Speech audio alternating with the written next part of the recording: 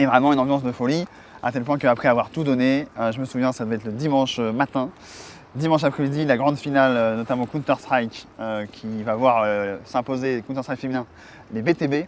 Je suis à ce moment-là dans les gradins, en simple spectateur, je profite, je lâche tout, je pleure, et je vois que le sport électronique, ça génère de belles émotions.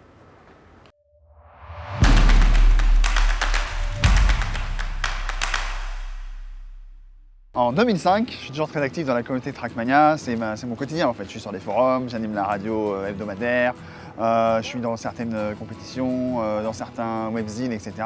Et donc je deviens une sorte de leader de la communauté. Et là on apprend, je crois que c'est fin 2005, que l'un des événements que je suivais déjà dans la compétition de jeux vidéo, qui était la Coupe du Monde des jeux vidéo, il y avait des jeux comme Counter-Strike, etc. C'était les LAN Arena, notamment à l'époque. La Coupe du Monde des jeux vidéo va avoir lieu cette année à Bercy, en 2006. En juillet, et que pour l'occasion, Trackmania va sortir la première version gratuite, Trackmania Nations, qui est qui est un nouvel environnement du jeu dont je suis fan, qui va être gratuit, et que ça va avoir lieu dans une arène de salle de spectacle, façon NBA, etc. Et là je me dis, je kiffe ce jeu. Ça fait 2 ans et demi, que j'anime la web radio de manière hebdomadaire.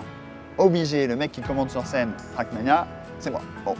Et là je me dis, sauf que je ne les connais pas, ils ne me connaissent pas, ceux de la Coupe du Monde des jeux vidéo. Je commence à connaître le créateur du jeu, etc. Donc je sais qu'il y aura des portes d'entrée, mais quand même, je me dis, j'ai pas assez prouvé encore. Donc, je contacte une web radio qui était déjà existante, qui commentait des matchs de jeux vidéo. Il y avait Warcraft 3, Counter-Strike, qui s'appelait NetG Radio.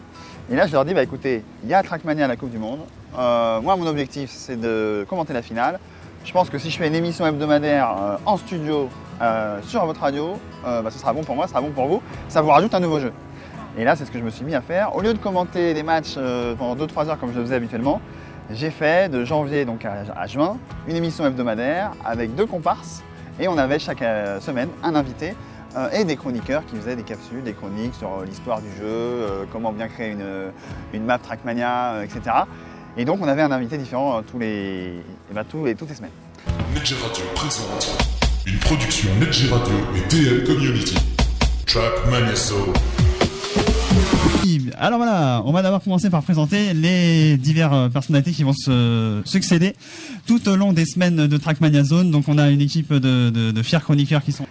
Donc ce qui se passe, c'est que du coup on se retrouve à offrir des places pour la Coupe du Monde, pour que ce soit un vrai succès, parce que là-dedans il faut la remplir quand même. Hein. C'est 15 000, 20 000 personnes, ça ne se remplit pas comme ça, même s'il y a des autres jeux, etc. Et je me retrouve un jour de juillet 2006 à commenter la finale mondiale de Trackmania Nations sur scène, devant un public enflammé de 15 000 personnes. Et je dois dire que c'est une expérience qui encore aujourd'hui reste mémorable, puisque d'arriver le petit gamin de 19-20 ans à peine débarqué de sa province, à une scène comme ça, alors que moi et l'e-sport, c'était pas forcément pour moi dès le début, je me suis dit, c'est un beau parcours. Il y avait de la pression, il y avait aussi du plaisir, il y avait tous les supporters, les fans de Trackmania qui étaient dans les gradins, en train d'applaudir à chaque move, à chaque tournant qui était pris par notamment le champion Karl, qui s'est illustré cette année-là.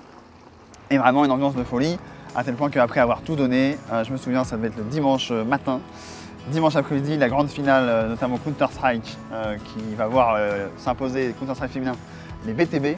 Je suis à ce moment-là dans les gradins, en simple spectateur, je profite, je lâche tout, je pleure, et je vois que le sport électronique, ça génère de belles émotions.